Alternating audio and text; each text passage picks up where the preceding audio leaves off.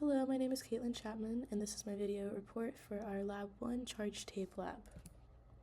In our first lab of the semester, we became familiar with the idea of charge and the process of designing experiments and procedures and making estimates and assumptions. And the purpose of this experiment was to charge two pieces of Scotch tape and observe how they interact with each other and other objects, and try to make an approximation of how much excess charge is on the tape.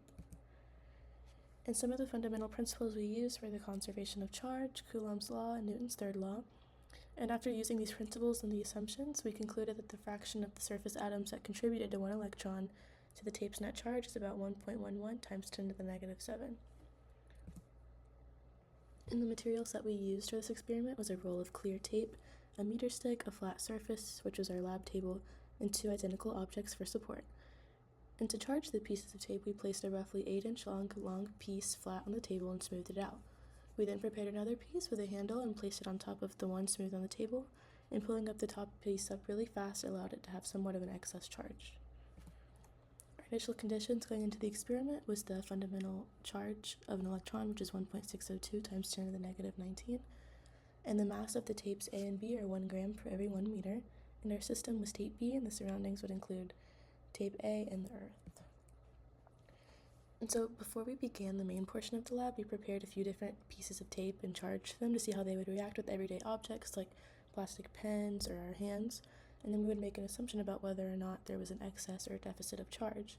And after all of that, we determined that the tape was positive, which means that there's a deficit of electrons. And after preparing and charging two new pieces of tape and placing a tape B on the two identical objects with enough room to have tape A attempt to make it float, we observed the behavior of the tapes when we placed it near one another. We measured a distance of 2 centimeters between the tapes right whenever we started to notice a response from B. And after observing this response, we could then make some calculations based on the assumptions we had made.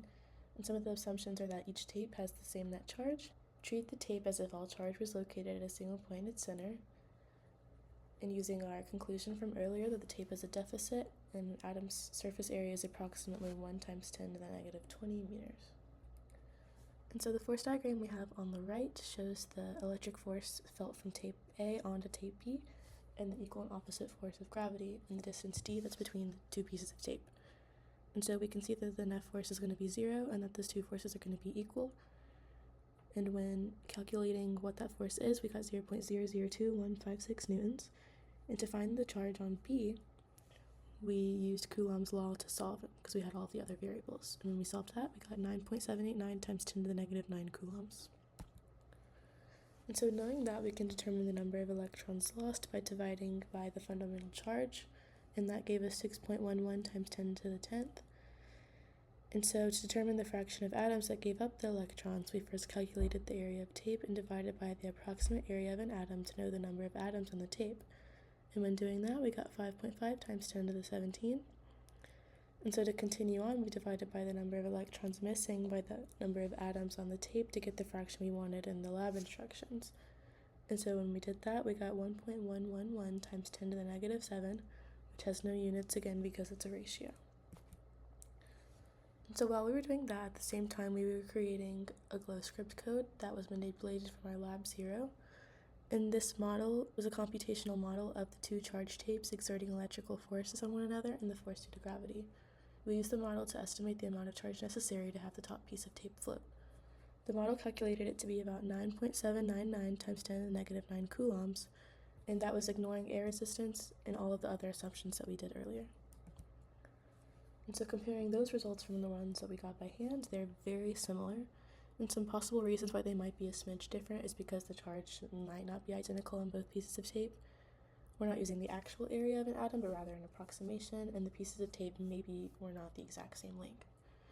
And to address the questions that were asked earlier, if electrons had positive charge and protons had negative charge, what would change about our observations?